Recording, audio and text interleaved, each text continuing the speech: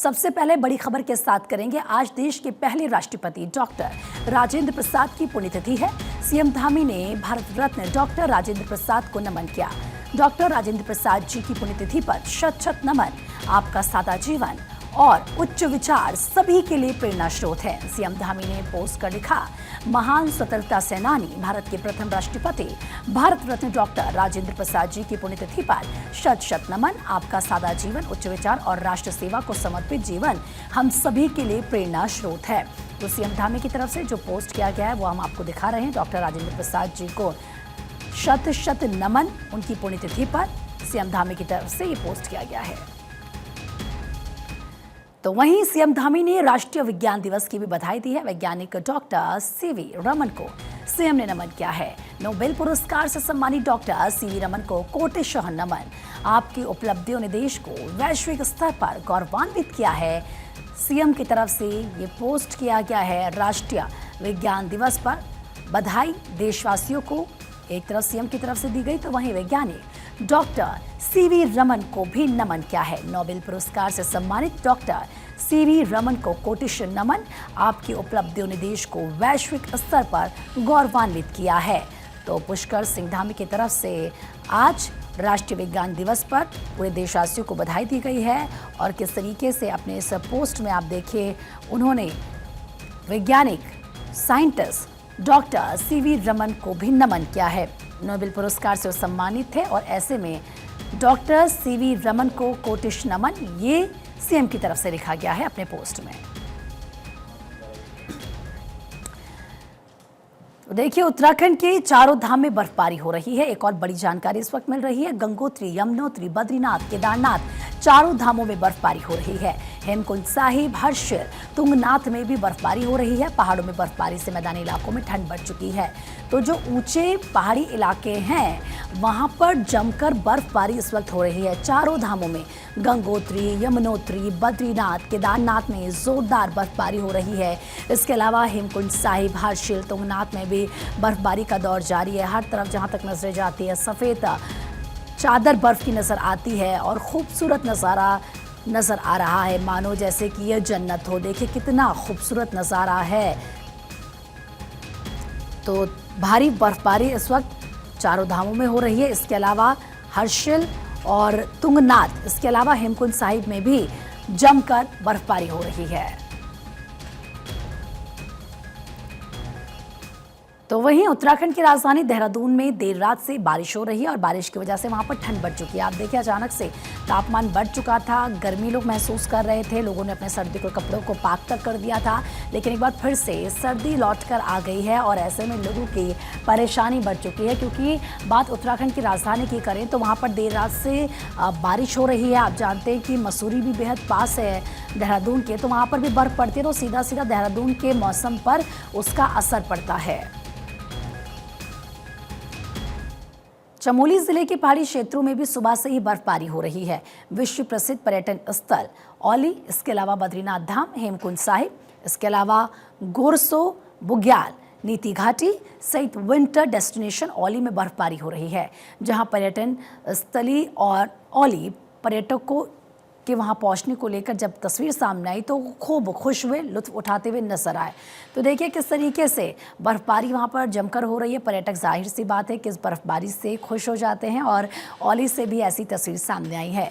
उत्तरकाशी में 2 दिनों से ऊंचाई वाले क्षेत्रों में बर्फबारी और निचले इलाकों में बारिश का सिलसिला लगातार जारी है। तो वहीं झमाझम बारिश और बर्फबारी से निचले इलाकों में ठंड बढ़ गई है। आपको ये भी बता दें कि चारों धाम समेत दयारा, बुग्याल, हर्षिल, धराली, खरसाली, इसके अलावा दरकीदून घाटी के ऊंचाई वाले क्षेत्रों में बर्फबारी जारी है, ये जानकारी मिल रही है। मौसम विभाग की ओर से 4 दिन तक बारिश बर्फबारी की चेतावनी भी जारी की गई है और इसके चलते तापमान में तेजी से गिरावट होने से कड़ाके की ठंड एक बार फिर से वापस लौट आई है। जैसा कि आप जानते हैं कि उत्तरकाशी एक सेब बाहुल्य क्षेत्र है और सेब की फसल में इस समय बहुत जल्दी जो गर्म जलवायु वाले क्षेत्र हैं वहां पर जो है सिल्वर टिप स्टेज आ गई है और थोड़ी दिन में आप देखेंगे तो ग्रीन टिप स्टेज आ जाएगी। लेकिन जो ज़्यादा ऊंचाई वाले क्षेत्र है वहाँ तो खैर ये सब स्थितियाँ देर से आएंगी। उन सब पौधों को जो पानी मिलेगा उसकी वजह से फूलों की जो है फ्लावरिंग पर, वेजिटेटिव ग्रोथ पर और बाद में इसके फ्रूट सेटिंग पर बहुत अच्छा प्रभाव पड़ने वाला है। साथ ही साथ इसकी वजह से जो टेम्परेचर डाउन हुआ है उससे सेब की जो चिलिंग रिक्वायरमेंट है वो भी पूरी होगी और उसका भी सेब की गुणवत्ता पर, उत्पादन पर बहुत अच्छा प्रभाव पड़ने वाला है। तो वहीं जिला उद्यान अधिकारी उत्तरकाशी ने बताया कि बारिश और बर्फबारी किसानों की खेती के लिए किसी संजीवनी बूटी से कम नहीं है।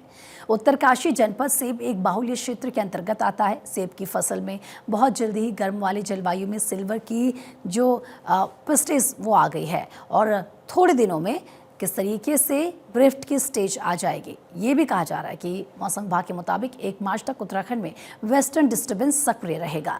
इसके प्रभाव से तेज बारिश, बर्फबारी और ओलावृष्टि देखने को मिलेगी। गुरुवार को भी गंगोत्री और यमुनोत्री धाम समेत के साथ ही ऊंचाई वाले क्षेत्रों में बर्फबारी हुई है, जबकि निचले क्षेत्रों में बारिश होने से ठंड बढ़ गई है। कल वहां पर बहुत ज़्यादा बर्फबारी हो रही थी।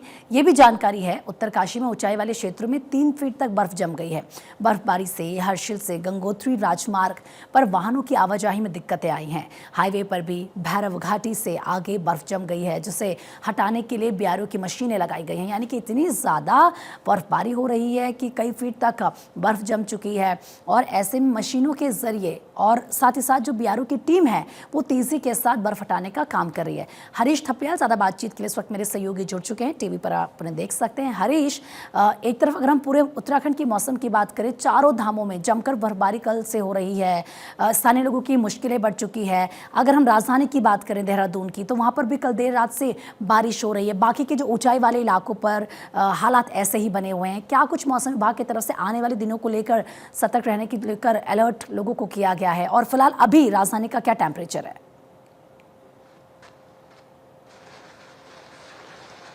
क्योंकि देखिए अब उत्तराखंड में बर्फबारी और बारिश का जो दौर है वो जारी है और राजधानी की आपने बात की है तो राजधानी में जो अधिकतम तापमान है वो 20 डिग्री टेम्परेचर है और खासतौर पर यहाँ देर रात से बारिश हो रही है और साथ ही साथ जो ऊंचाई वाले इलाके हैं वहां पर भी बर्फबारी हो रही है और ये जो बारिश है ये एग्रीकल्चर और हॉर्टिकल्चर के लिहाज से बेहद फायदेमंद है, लेकिन जो पहाड़ों में स्थानीय लोग हैं उनकी रोजमर्रा की लाइफ प्रभावित हो जाती है क्योंकि 24 घंटे से बारिश और बर्फबारी हो रही है। ऐसे में जो पशुपालन कर रहे लोग हैं उनके लिए चारा पत्ती का संकट वहां पर हो जाता है। ऐसे में जो पिथौरागढ़ का इलाका है, मुलस्यारी धारचूला का इलाका है, वहां पर भी जो डीएम विनोद गोस्वामी है उन्होंने आज छुट्टी का आदेश दे दिया है ताकि जो स्कूली बच्चे हैं उनको किसी प्रकार की कोई दिक्कत ना हो। वहीं चमोली जिले में भी बर्फबारी का सिलसिला जारी है और वहीं पर साथ ही साथ रुद्रप्रयाग, उत्तरकाशी ऐसे जिले जहां पर सबसे ज़्यादा बर्फबारी हो रही है।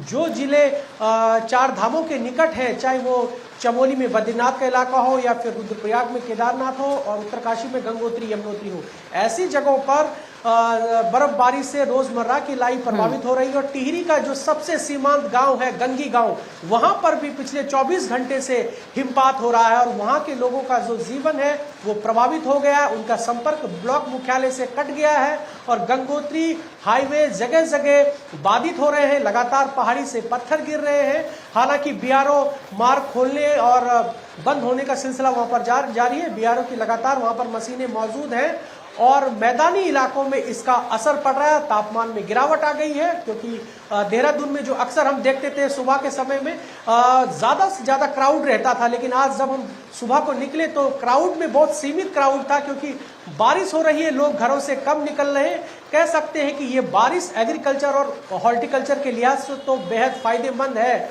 लेकिन जो रोजमर्रा की लाइफ लोगों की है वो प्रभावित हो रही है।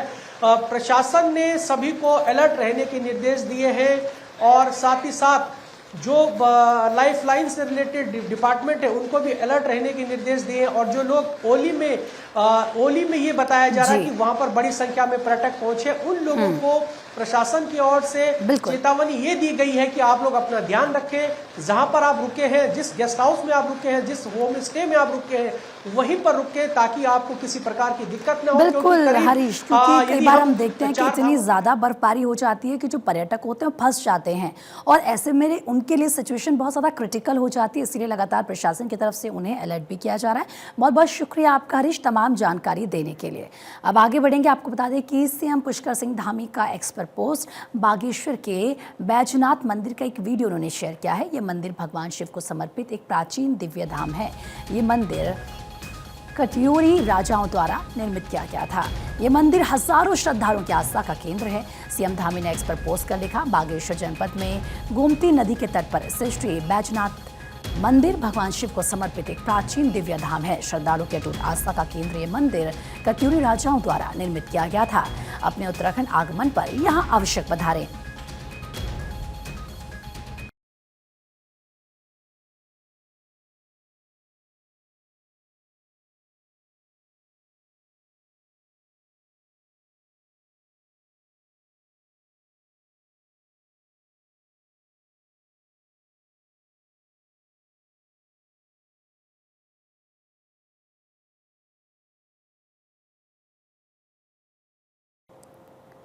आगे बढ़ते हैं। कोटद्वार के बेस अस्पताल में आंखों की विशेषज्ञ डॉक्टर दिनेश सिंह ने इस सीजन से संबंधित आंखों की बीमारियों के बारे में विस्तार से जानकारी दी।